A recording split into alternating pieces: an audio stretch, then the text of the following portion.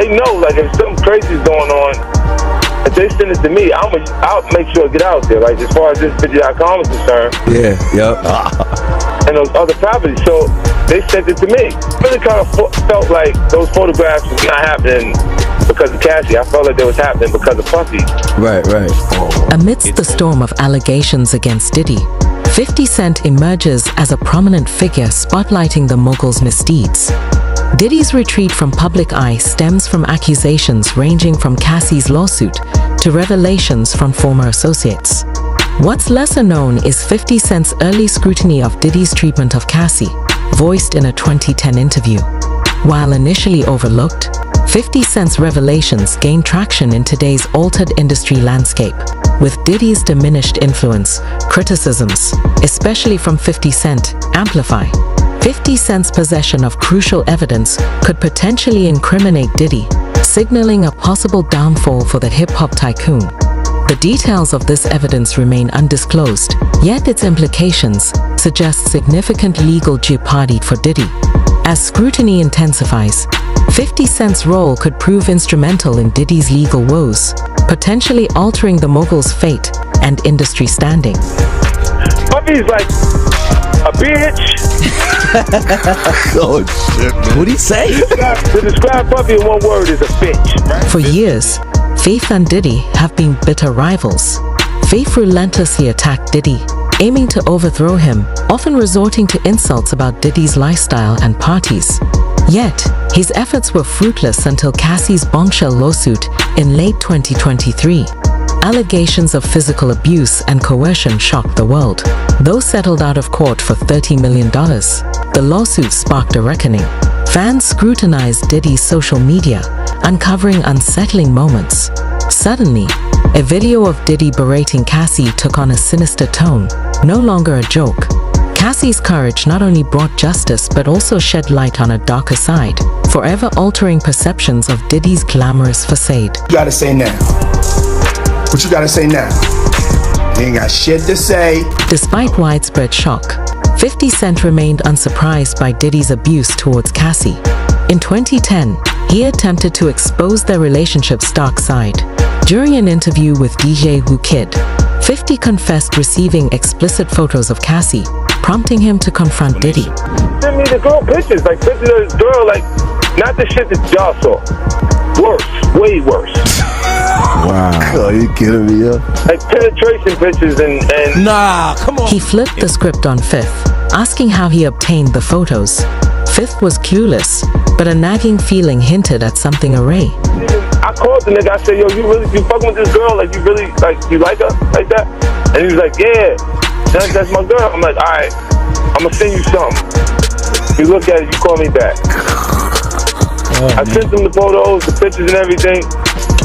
And the nigga called back and was like, yo, thanks, man, yo, I really appreciate that. Yo, where you get these shit from? Realization struck him that the sender likely intended the photos for public exposure, leveraging his rivalry with Diddy. Though initially buried, the revelation resurfaced amid Cassie's lawsuit, compelling attention to Fifth's warnings. Cassie's legal claims depicted Diddy's alleged coercion into intimate encounters with male escorts, filmed without consent.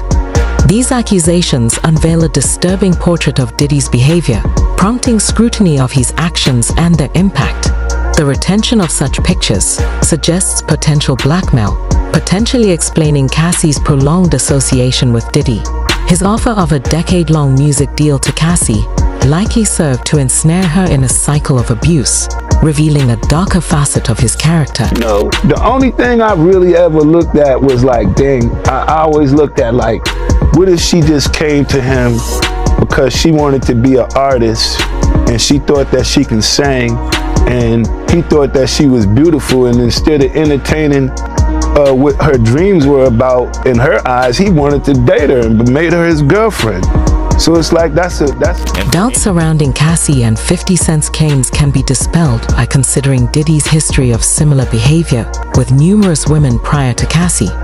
Following Cassie's lawsuit, another woman, identified as Jane Doe, has come forward with accusations of being drugged and assaulted by Diddy, according to court documents. Jane Doe and Diddy shared mutual friends, and despite initially having a professional relationship, their interaction took a dark turn in January 1991. During a holiday break in New York, Jane reluctantly agreed to dinner with Diddy at Harlem's Wells restaurant. However, Diddy had ulterior motives, coercing Jane into accompanying him to his music studio after dinner. It was only upon arriving at the studio that Jane realized her drink had been spiked. Unable to walk, she was taken back to Diddy's place where she was assaulted, and the encounter was recorded without her consent.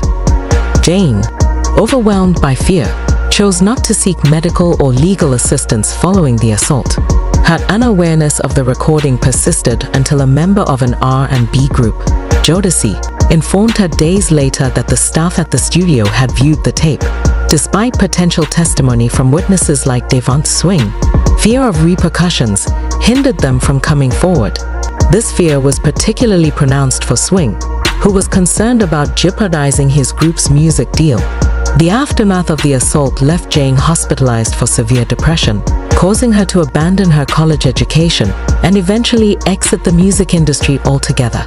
However, Cassie's lawsuit resurfaced painful memories, forcing Jane to confront the trauma inflicted by Diddy once again. Those questioning Jane's motives in light of recent controversies should heed Mark Curry's perspective on Diddy. We used to go to when we go to the club, we used to have these bottles, right? And on this bottle, they be regular Moet bottles. On them bottles right there, they been had something to make the girls be real slippery and all of this kind of stuff. So when you get up, they be like, don't touch them bottles right there and only drink them bottles right there. So we already knew what the drill was. You just don't mess with them bottles, right? Then all of the girls is in the club after a while. They all opening up their mouth like little birds. Just run around just popping pills in their mouth. Pop pill. During the tell-all interview, the former Bad Boy Records artist opened up about Diddy's behind-the-scenes operations. According to Mark, he revealed that Diddy would invite anyone into his room for inappropriate purposes. We go to my Puff room, see what they doing. And you knock on Puff door, he be sitting there damn near butt naked. You ever just had a grown-ass man answer his hotel door butt naked and they be like, come on in? You be like, I'll come back. Comparing Diddy's situation to R. Kelly's, there's speculation of more women coming forward. Notably, 50 Cent referenced a similar pattern when Diddy settled with Cassie, implying a potential onslaught of accusations. Posting on Instagram, 50 remarked on Diddy's quick payment, suggesting it could have been preemptive. The caption hinted at a flood of allegations, insinuating long-standing abuse. This underscores mounting concerns about Diddy's past behavior and the possibility of further revelations. Relationships, I seen him go through the relationship with Kim. I seen his arrogance in the relationship. I seen violent times with him in his relationships, not just with Kim, but I seen him in all of his relationships, if you ask me. While few have taken Diddy to court, many have exposed his actions in tell-all interviews. Gina Hugh, Diddy's ex, accused him of violently attacking her, including stomping on her stomach and pulling her hair. She also revealed that when she became pregnant with his child, Diddy paid her to have an abortion. Despite Gina breaking free from his influence, others like Kim Porter suffered dire consequences for getting involved with Diddy. Porter's experience serves as a cautionary tale of the dangers lurking within Diddy's circle. Stomped on my stomach, really hard, and I took the wind out of my breath. I couldn't breathe, and he kept hitting me, and I was pleading to him, can you stop? I can't breathe. Autopsy reports raise questions about why Diddy would harm the mother of his children. According to Gan Deal, Diddy's former bodyguard, Cassie's account mirrors Kim's experiences. Sources suggest Kim endured severe abuse from Diddy, culminating in a pivotal moment when she sustained a broken nose during an argument. Allegedly, Diddy had bugged Kim's phone and, upon discovering her conversation with another man, confronted her on a yacht in Estropes. Witnesses heard heated arguments lasting hours, climaxing in screams at 7:00 a.m. Diddy, unwilling to have Kim seen publicly with a broken nose, reportedly flew in a plastic surgeon from Geneva to mend it discreetly. Kim stayed in a hotel until her recovery, aligning with Cassie's legal claims. These allegations shed light on a disturbing pattern of abuse within their relationship, as detailed in various accounts. He broke Kim, let's say allegedly, but it was told by people in her camp that he broke Kim's nose on a yacht. So Cassie's story is Kim's story. Cassie's book is Kim's book.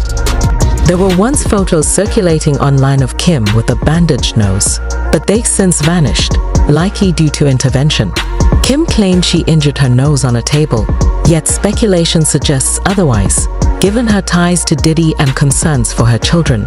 Allegedly, Kim planned to expose Diddy in a tell-all book, a revelation that could have devastated his career and even implicated him in darker deeds, providing a motive for potential interference with her plans. Moreover, Diddy's alleged misconduct isn't confined to women. Recent events, including Cassie's lawsuit, have emboldened others to come forward, including actor Columbus Short. Short recounted an unsettling encounter where Diddy seemingly propositioned him late at night, insinuating that Short join him at a hotel. Sensing the ulterior motive, Short wisely declined. Even comedic luminary Cat Williams has stories to tell about Diddy's influence. Williams, like Dave Chappelle, reportedly turned down a lucrative contract, citing concerns about maintaining his integrity in the face of someone like Diddy. These accounts paint a troubling picture of Diddy's behavior, suggesting a pattern of manipulation and exploitation. The disappearance of evidence and the suppression of Kim's intended expose only deepen the intrigue surrounding Diddy's actions and motives. Now, I've had to turn down $50 million 4 times. 4 times. Just to protect my integrity and that virgin hole I was telling you about. Right. Because P. Diddy be wanting to party. And you gotta tell him no. You got to tell him no. Columbus and Cat are still alive and thriving, but sadly, many who opposed Diddy in the past aren't as fortunate. Wendy Williams serves as a stark reminder of the consequences when you attempt to expose one of the most influential hip-hop moguls of all time.